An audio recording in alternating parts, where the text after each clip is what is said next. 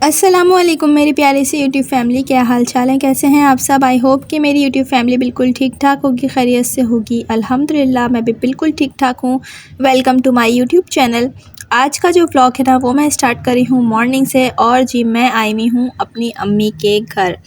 अच्छा, अपनी अम्मी के घर में आई हुई हूँ और कुछ क्लिप्स जो हैं वो मैंने यहाँ की हैं। घर से जाने से पहले, यानी कि घर से निकलने से पहले मैंने जब चूल्हा बंद किया था गाजर के हलवे का, बिल्कुल ऑलमोस्ट वो रेडी हो चुका था। और कुछ देर के लिए, तकरीबन 4 से 5 घंटे के लिए मैं गई थी अपनी अम्मी की तरफ। और फिर वहाँ की भी मैंने कुछ जो है वो क्लिप्स बनाई थी। हम लोग सब साथ जो है वो इकट्ठे मिल के बैठे थे।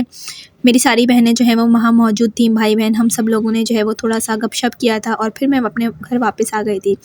अच्छा जी, गाजर का हलवा जो है वो मैं पूरा तैयार करके गई थी। और गाजर का हलवा बनाने के लिए जो सबसे मेहनत वाला काम होता है वो होता है गाजर को छीलना, यानी कि घिसना।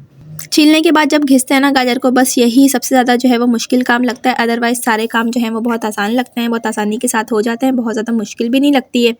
तो बस यही था कि मैंने गाजर को जो है वो छीला था। उसके बाद अच्छी तरीके से वॉश करने के बाद मैंने उसको घिस लिया था, कस लिया था। फिर उसके बाद मैंने क्या किया, मैं आपको बहुत ईजी सी सिंपल सी रेसिपी बताऊंगी गाजर के हलवे की, जो कि ट्रेडिशनल है हमारे पाकिस्तानी। जब भी सर्दियाँ आती हैं सबसे पहले हर घर में क्या होता है, गाजर का हलवा बनता है।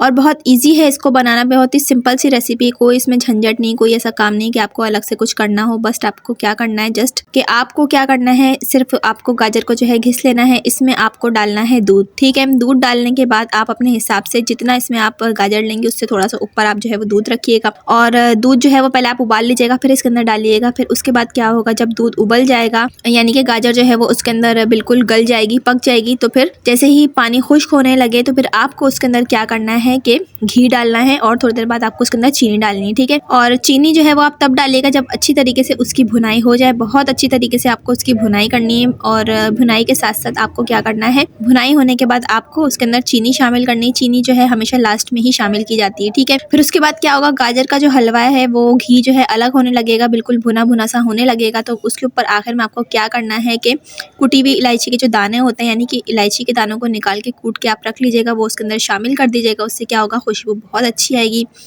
और बारीक कटे हुए जो है पिस्ते डाल दीजिएगा, बारीक कटे हुए बादाम डाल दीजिएगा और बहुत सारा उसमें खोया डाल दीजिएगा। बस ले जी, हलवा जो है वो तैयार हो गया है। तो हलवा जो है वो बिल्कुल रेडी था।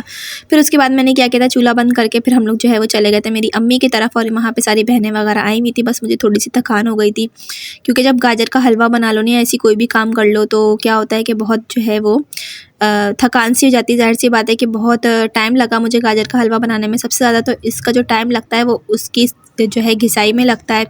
उसको पहले छीलो, फिर उसके बाद उसको धो, फिर उसके बाद उसको जो है वो चढ़ाओ चूल्हे पे। भुनाई में भी काफ़ी टाइम लग जाता है।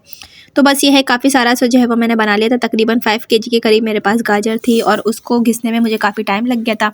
फिर अल्हम्दुलिल्लाह अम्मी के घर गई थी तो वहाँ पे चाय पी ली। चाय पीते ही साथ मेरी सारी थकान जो है वो उड़ गई थी। बहन भाइयों के साथ बैठ के गपशप करने में मुझे ऐसा लगा ही नहीं कि जैसे मैंने कोई काम किया है।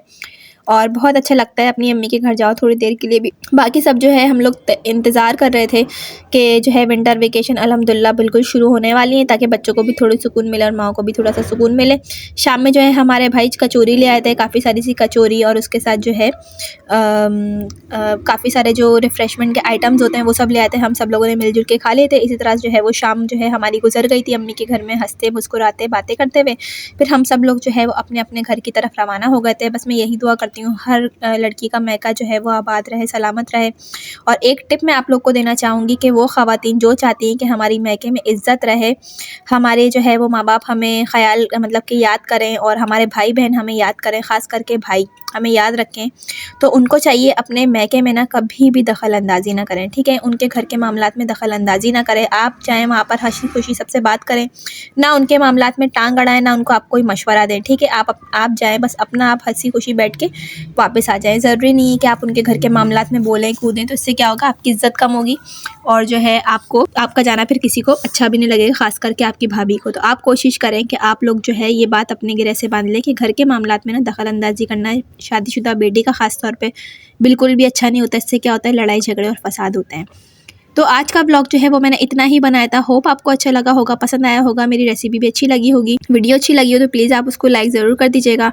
और आजकल जैसे कि शादियों का सीज़न है तो उससे रिलेटेड जो है 1-2 वीडियोज़ हैं, 1-2 व्लॉग में जो है लिंक डिस्क्रिप्शन में डाली हूँ, वो भी आप लोग वॉच कर लीजिएगा। और मुझे ज़रूर बताइएगा आज का व्लॉग कैसे लगा, अच्छा लगा कि नहीं लगा, ज़रूर मुझे बताइएगा। प्लीज़ अगर आप मेरे चैनल पर नए हैं तो उसको सब्सक्राइब भी ज़रूर कर दीजिएगा।